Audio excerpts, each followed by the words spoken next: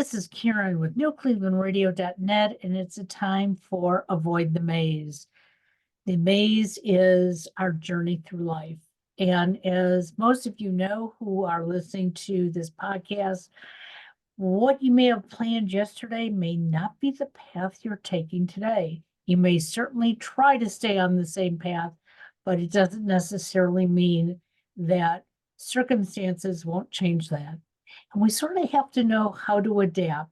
And the term we use today is pivot, how we go from going down one road to turning around and going down another.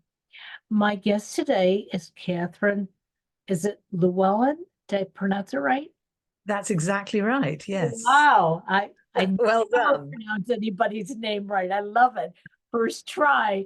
And Catherine has a backstory, which we're going to ask her to share with you. And then, share with us what it is that she does in the journey that she's on today. So welcome, Catherine, and give us a little bit of background.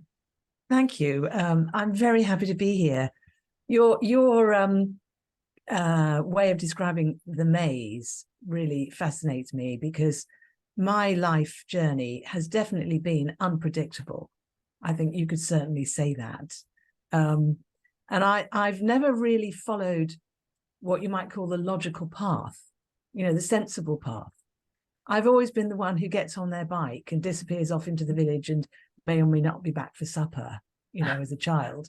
Which used to drive my father insane. And he would say to me, Catherine, why do you always have that look on your face? It's really annoying. And I said, what look is that? And he would say, well, it's a look that suggests that everything's going to turn out, but you don't know that. And I went, I don't know what to tell you. So I've always been somebody who's felt that things are going to turn out if I just try and follow what feels right, I suppose. People talk about following principles or values or following their path or following their spirit or their soul or whatever. And I feel like that's always been what I've been trying to follow my whole life. The reality, though, is that sometimes I've followed something else, like being very attracted to somebody when there isn't necessarily a true love connection, where it's about something that's not love, right? Or following something that seemed glamorous, or, oh my God, those clothes in that window, I have to have them. That's nothing to do with my soul and my spirit in that sense. Sure, exactly. So, I've had detours and things all over the place. And sometimes I've stopped and looked back and gone, oh my God, what the hell have I done? And then I've had to sort of say to myself, okay, well, I seem to have come through intact with everything still attached. So how long am I going to beat myself up? And when am I ready to sort of carry on? So that's been a bit like the sort of quality of my life. It's not very specific in terms of what's actually happened. But I'm kind of responding to what you said about the maze, And the thing about a maze as well, it feels like a maze when you're inside it on the ground. But when you're outside looking in, it just looks like a very large hedge. It doesn't look like a maze. Right. Or when you're above it, it just looks like a really interesting series of shapes and fascinating. Exactly. So, whether we experience it as a sort of thing we're stuck in that we can't find our way through, or whether we see it as a really interesting set of opportunities and possibilities, again, that's a whole question which I've had with me, all my life. I can get overwhelmed and feel like I'm stuck in a maze probably better than anybody. But equally, there are times when that sort of pops and suddenly there's a sort of clarity and nothing's actually changed, but everything's changed.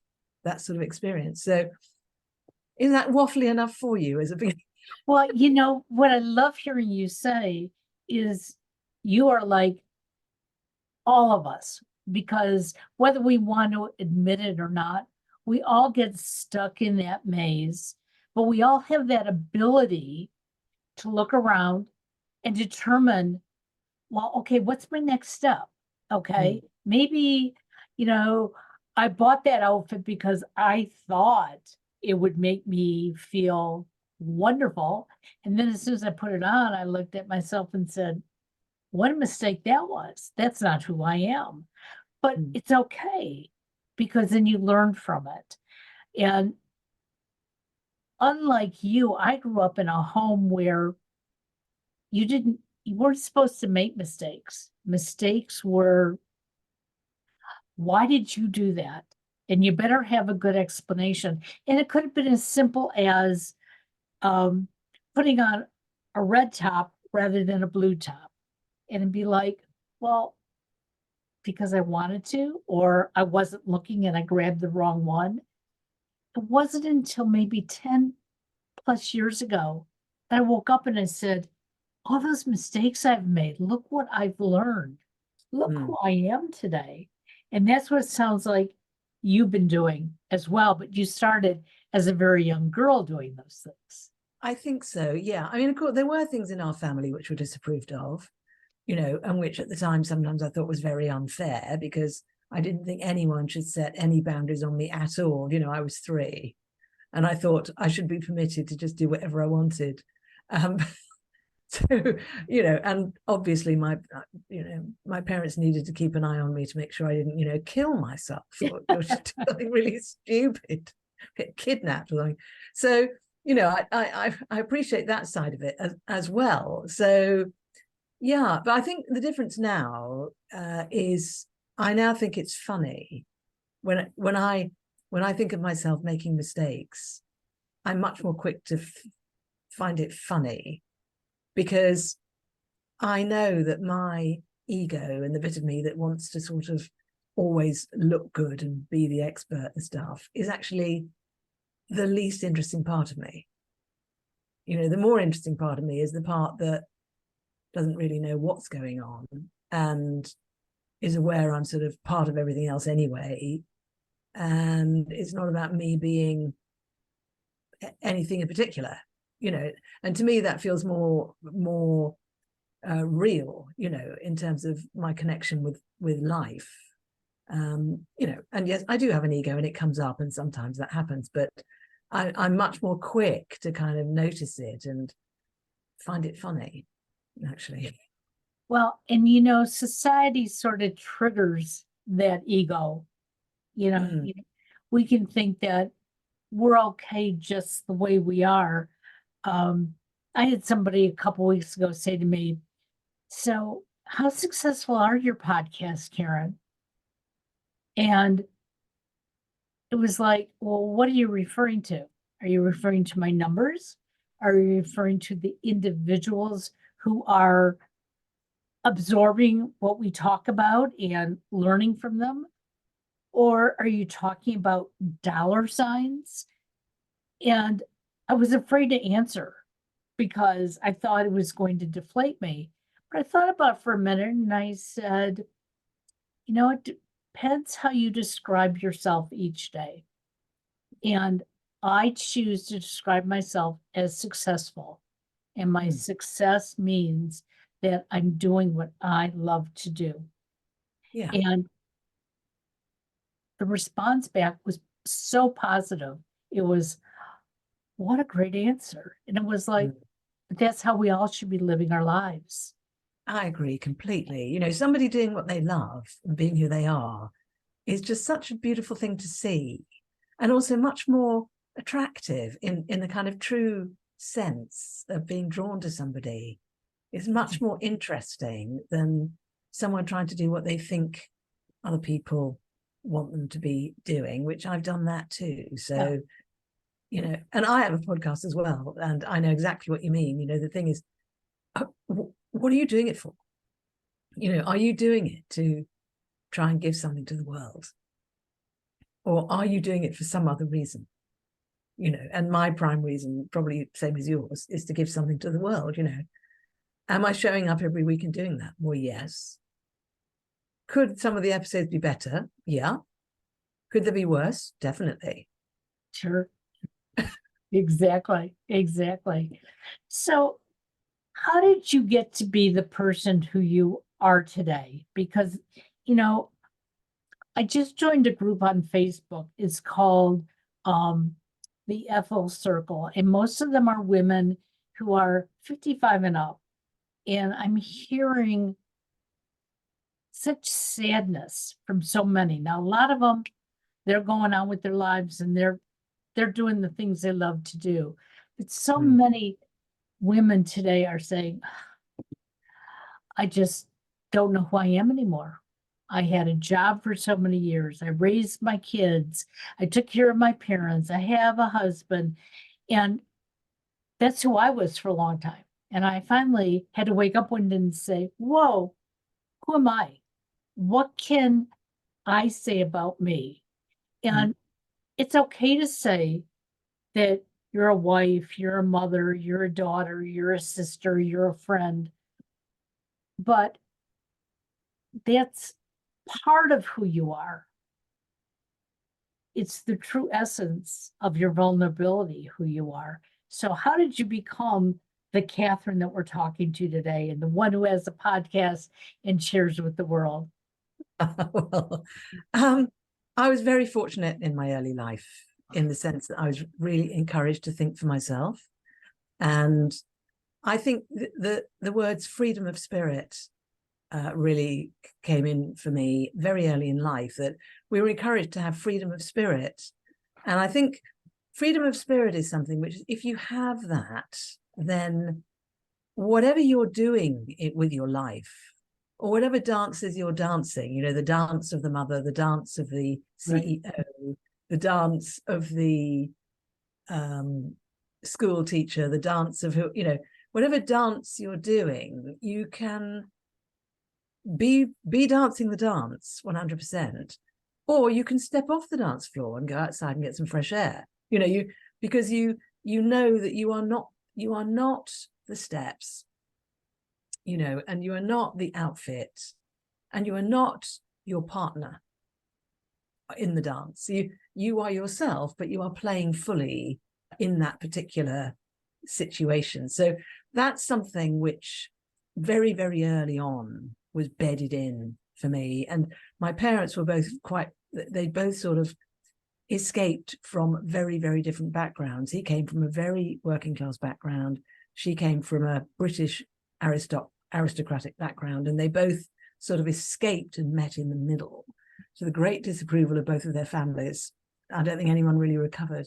And so immediately that set a completely different, very alternative context for us growing up, which is you don't have to follow a given set path. You know, you've got to create your own path. You can be whatever you want to be. Now, at a very young age, that felt, you know, oh my God, that's too much responsibility for me to even think about. At the time, it felt like, what? You know, I just want people to like me. I just want to fit in, you know. But now I'm incredibly grateful for that early sort of introduction to being who I am. And what that meant was, as I went through life, I had a lot of difficulties in situations where if you didn't fit in, nobody liked you. So I had difficulties with that. I had difficulties in situations where you were supposed to conform to the majority point of view, which I usually didn't, you know, and that was difficult. So I've had difficulties in those situations. But I've also had wonderful experiences where I've met like-minded souls who are also free-thinking and prepared to sort of take the risk of going out on the limb and doing the more exciting, interesting thing. So, you know, I went to a private school where you were supposed to be very well behaved and where you were supposed to be doing your best to grow up and find a good husband. You can imagine that didn't sit well with me. And then I went off and just sort of knocked around partying for several years after that, because I thought, well, it's all nonsense. Why don't I just have a good time? Right. Which was great. And then I thought, right, I need to do something for a living. And someone said, well, what did you like at school? Maths. I was good at maths. Well, I'm working computers. I went, all right, then. So I took, you know, aptitude tests and applied and ended up working in computers with a lot of men who were all older than me. There were no women in computers at the time. I wasn't very good at it because I hate detail. And one comma in the wrong place, and you've got someone running at you with a big pile of massive folded paper. Somewhere inside it, there's a thing which says, Catherine put a comma in the wrong place. You know, and it was just never. And then I met some people who were involved in an enlightenment intensive group, which was a bit like EST or the Landmark Forum or those sorts of things in the 1970s, this was.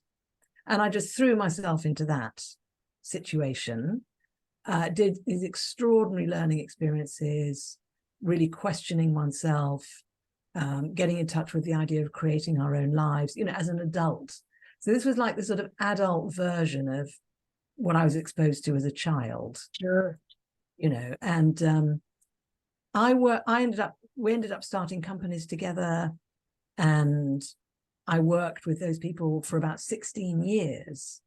And by the time I left there, I had become a very experienced humanistic psychologist, an executive coach, a voice trainer.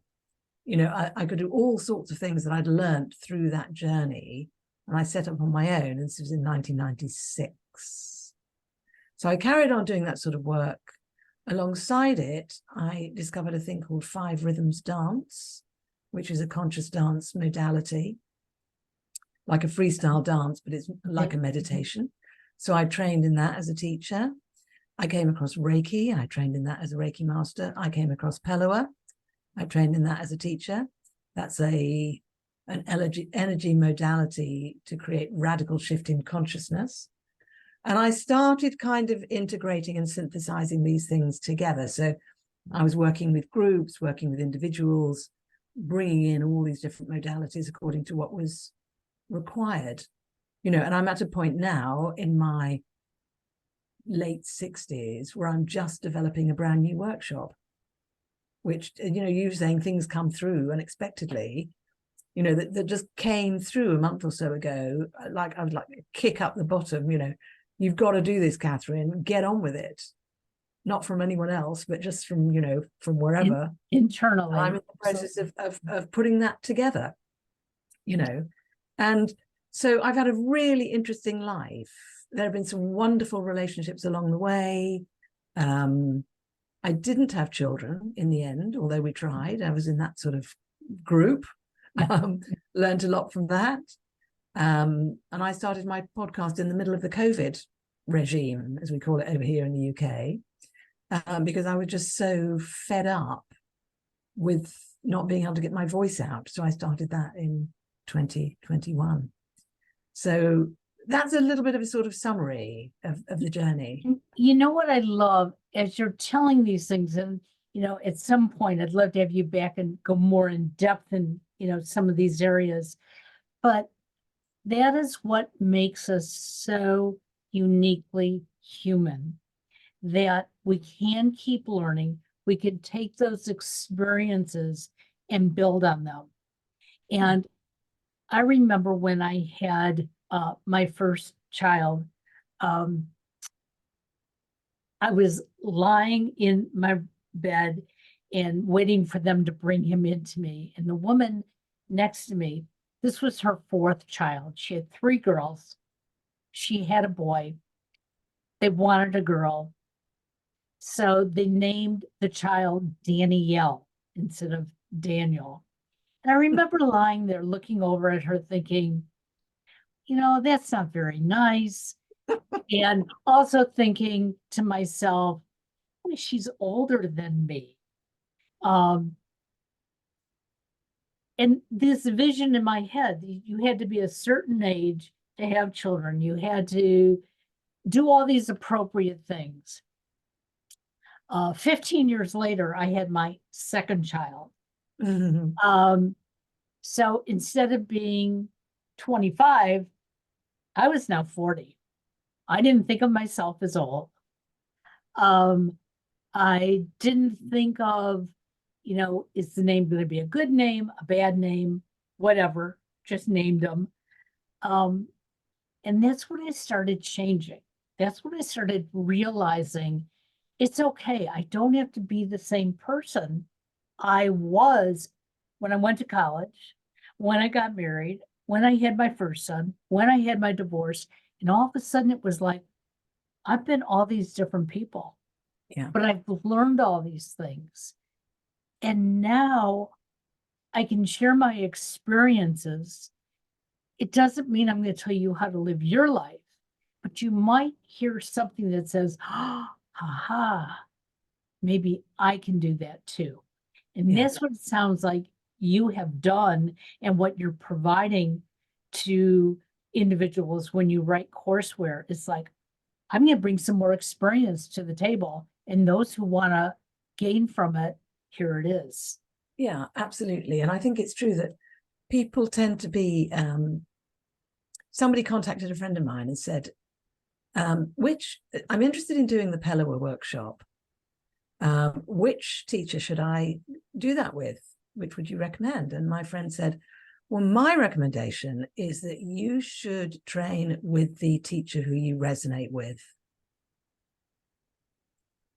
And I said, you're absolutely, brilliant, good for you. And I found sometimes people are drawn to me because there's something about my energy that they find appealing or trustworthy, or they feel there's something there, some sort of quality that they feel drawn to.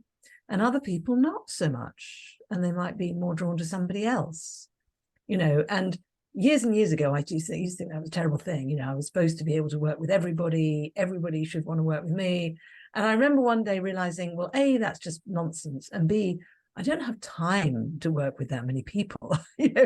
I only have time to work with a certain number, which is not all that many, because I've never been drawn to this thing where you run groups of 150 people Right. on webinars and things. That's never been my thing. I'm happy to work with people one-to-one on Zoom, but in groups, it's got to be in the room. It needs to be in the room, because so much of the work I'm doing is about how we are in our bodies and how our energy is, and how that resonates between each other, and how when we're all in something together, we're doing it together. Right. And that's but that's my preference. Doesn't mean that the other way is wrong. I know people who do it the other way and get extraordinary results, fabulous work they're doing. So I think that's another thing, isn't it? That thing of following, what's my groove? What's my sort of groove within which I feel I can be myself and really show up? And can I let go of the little voice that says you should be doing everything?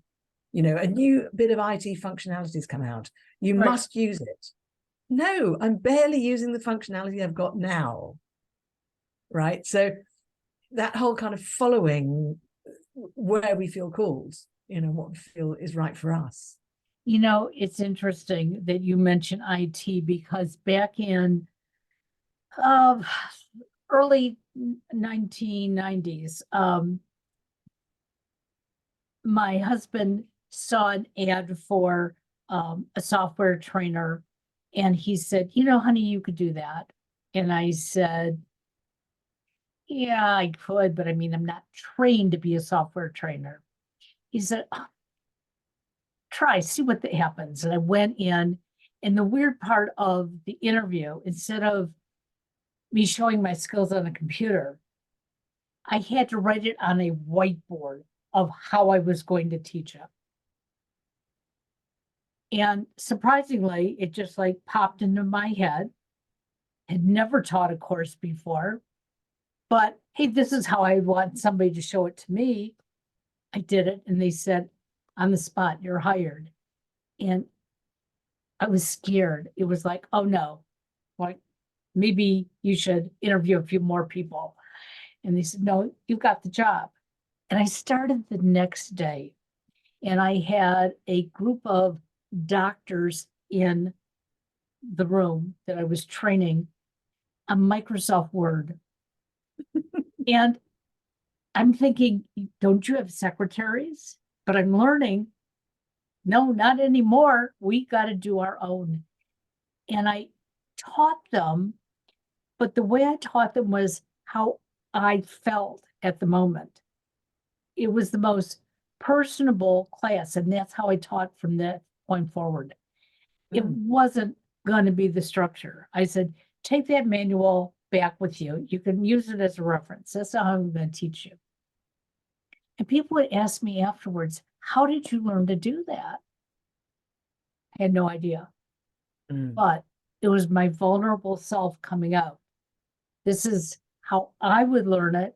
This is how I'm going to put it out there. And I became successful at it. I got bored doing it after a while, so I Yes. understand that. But it's interesting if we just take a step back, we can see the things that we've done, see the things that we've learned, and become even better as we move forward. And I think that's what success is all about. And it sounds like that's what you're finding as well. Yeah, I mean, I when the idea of doing this workshop came through, and I thought, right, I'm going to do this incredible new signature workshop. It's going to include the most significant wisdom from my whole life, you know. And I started working on it. And a friend of mine who's also a very good coach, I hired her to do a session with me to help me get through the maze of all this information, you know, and all this information on a flip chart page. And we started going through it, and we've got, I don't know, a fifth of the way down the page. And she said, stop, that's enough. That's enough. There's loads more workshops in you know, that you can do on all these other things, but that's enough. And that's the most important, you know, we'd hit on the most important essence of what I wanted to bring into this particular experience. And that was very interesting as well, because I think the thing you're saying about teaching people the way you would like to be taught, I think one of the things about that is nobody wants to have a massive amount of material shoved down their throat in record time. And I think that's a mistake a lot of people make, where they think in order to give value, they've got to shove all this material into the person. And that's a sort of old style way of learning and teaching. I think now what people want is to find their own wisdom and bring that out, and realize how they've already been using it, and realize how they can use it more, and then cherry pick the extra bits and pieces that they need to enhance that and embellish it and take it further. So we're not starting from, okay, you're empty, I'm going to fill you up. You know, we're starting from, you are full and rich and juicy already. So how do we help you to take even more pleasure from that, and even more success and expression and expansion from what you already have, which makes it much easier for you to see what you want to add to that, you know. And that's something that I've really found to be such a powerful essence in terms of helping people to grow, because we're all growing anyway. You know, it's not like we sort of stop growing. Like a plant doesn't just sort of stop growing. You know, it might hibernate in the winter, but it comes back out, you know. Exactly. It comes back stronger, you know, unless you've trodden on it. And same with people, of course. So I love your story about the Microsoft Word. I wish someone had taught me Microsoft Word. I had to just work it out. Well, and you know, and the funny part was when my husband suggested it, my husband is always great at telling me what he thinks I'll be good at. And 99.9%, he's absolutely right. If I just like listen and don't feel like he's making me do it. But he's so spot on, because he watches. And that's what happened when I started podcasting. I remember I came home one day and I said, okay, now what do I do with my life? And he said, you love talking to people? And I said, yes. And he goes, have you ever thought about a podcast? Now, my first impression was, oh, this is going to cost me a fortune. You know, I have to get a soundboard. I have to get microphones. And he looked at me and he goes, figure it out. Well, I went and did my podcast at a local internet station for a while, until I realized I was being controlled. I was being told what to say, when to say it, what time of day to do it. And it was like, no, this just doesn't work for me. And I came home, did some research, and I said to him, okay, this is what I think I need. And we looked at the cost. He said, okay, I'll invest this in you. But he didn't tell me that I had to really do it. That was Yeah. the key. And then Yeah. I just started looking up people and finding out what it is that I wanted to talk about and what made me feel good at the end of the day. And that's what I tell our listeners and I tell my clients is that what is it you want to do? And you might sit there and say, hey, I have no idea. Well, let's start throwing darts at a dartboard. And that's what I do. And I do it because I have this little ear that's listening to my husband saying, you can do it. And do it means just about anything. This past weekend, we were at a home improvement show, and I was looking at kitchen cabinets, and I know I'm not going to spend a fortune changing my cabinets. But after I was talking to somebody, I came home and I said, I know what I can do if I want to do it. And I looked it up on the internet. I found the paint. I found everything. I said, if I want to do it, this is what I would do. But you know what? I don't want to do it. Yeah. And I realized what as important it felt to me when I was there, it's not what I want to do. And I said, so you know what? I'm going to knock that off my bucket and I'm not going to worry about it anymore. And yet I've been talking about it for at least 5 years, you know? So I'm like everybody else out there. We have dreams, we have thoughts. Sometimes we have to figure out, is that a necessary thought? Exactly. Well, there's a term, I don't know if you know the term selective neglect. No, I Have you like heard of that. that? I think it came from NASA originally. And it was something about, if you've got people up in space and they've got to sort of get from A to B and survive, and there's lots of things they could do to make it work, but only some of those things are going to be worth doing and safe and everything else. So they've got to definitely decide not to do all the other things.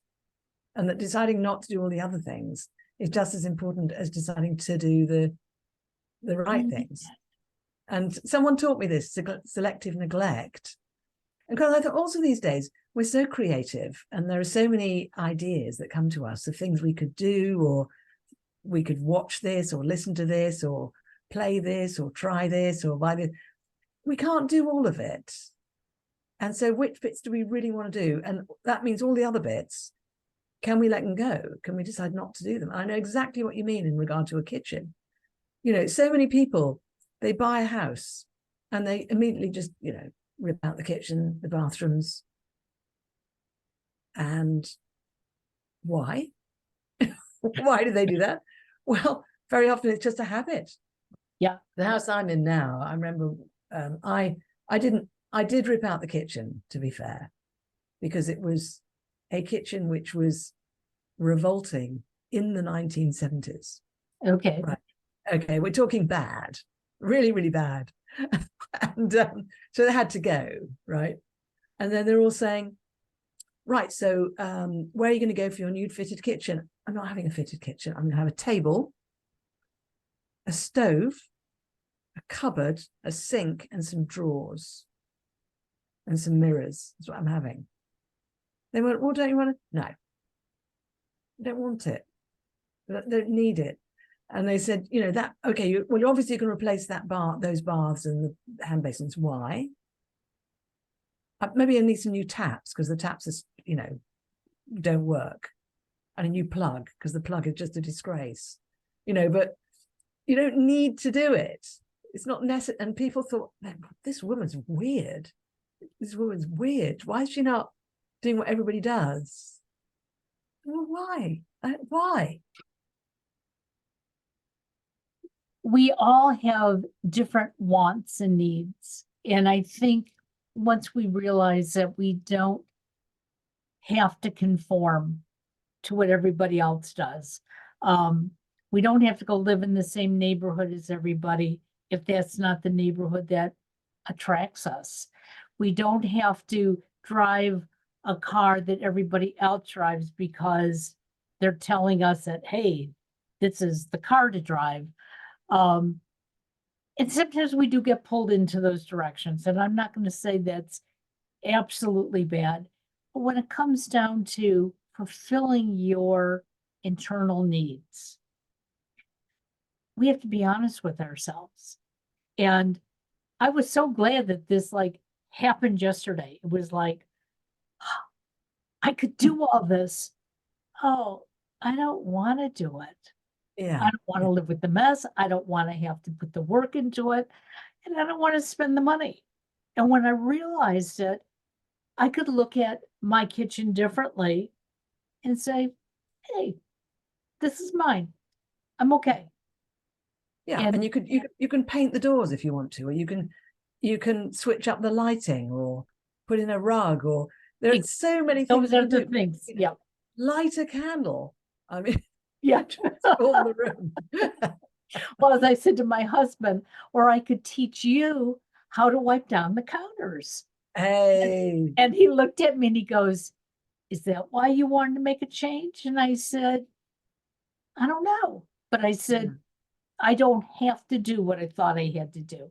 And I think that just was such a great metaphor for me going forward, that yes, there's certain things in life we all have to do. We know that. But there's so many other things that we don't have to do. And if it doesn't fit us, why are we wasting our time and energy doing them? There's so much more to life. Well, you've probably heard of the drivers, the transactional analysis drivers. Have you heard of those? Yes. So I'll just say them for the listeners in Sure. case they aren't familiar, but they probably are, because there is a driver called try hard, isn't there? Where we're constantly driven to be trying hard all the time, because usually because of things we were told as children, that's how you are virtuous, or the please driver, trying to please other people all the time, or the be strong driver, where you always have to be the strong one. Right. And if you've got all three of those, you are seriously in a very difficult bind, and what are the other ones? Try hard, be strong, please, hurry up is another one, which you've always got to get it done quicker. You've always got to get it done quicker. And I've forgotten what the fifth one is now. I don't remember. No, but these, we've all got these drivers, haven't we, that we're largely not aware of. And often, if we look back over our lives, we can see which one is the one that's been driving us. But equally, and this is something I was delighted to learn, each one of the drivers has got a positive ethic behind it.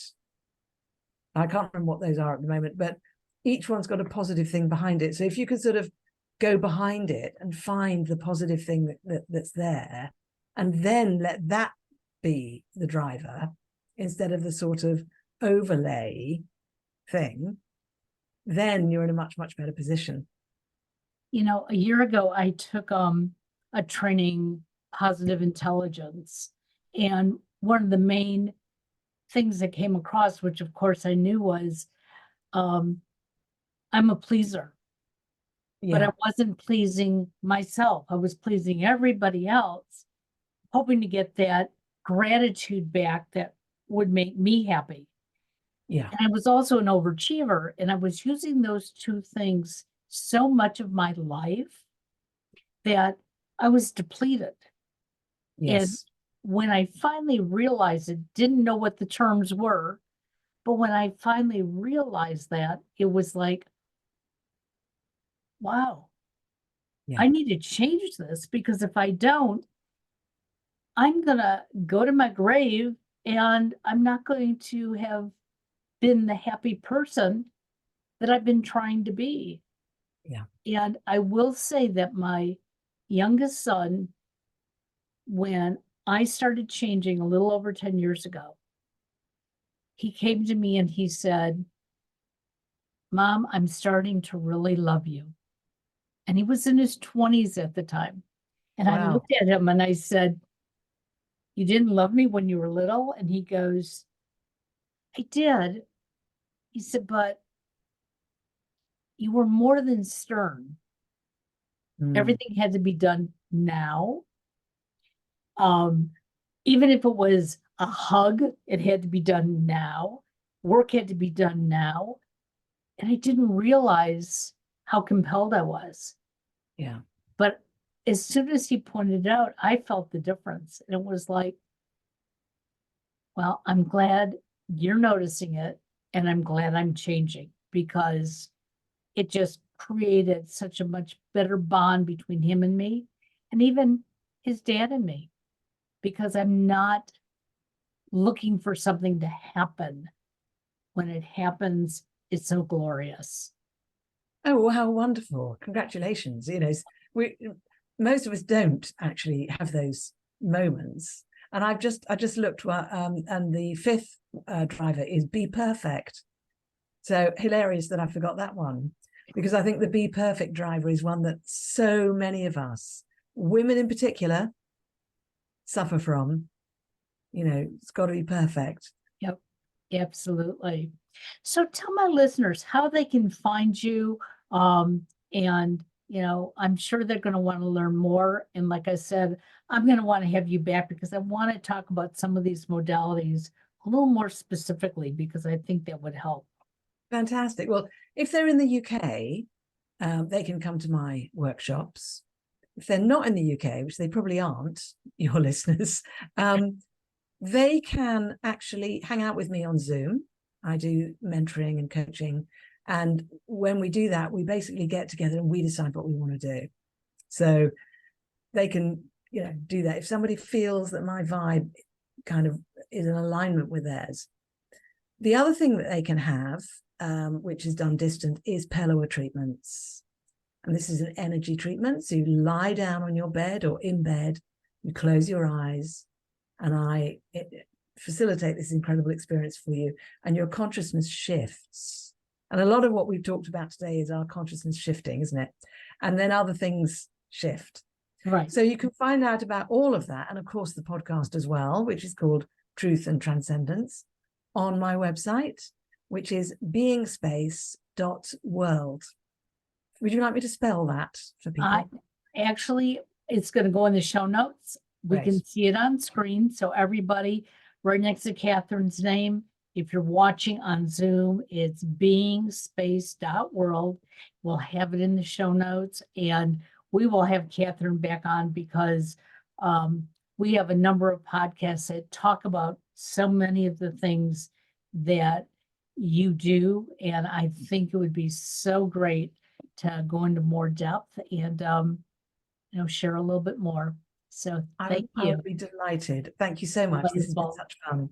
Well, have a beautiful day, and we'll talk to you soon. You Bye-bye too. now. Bye.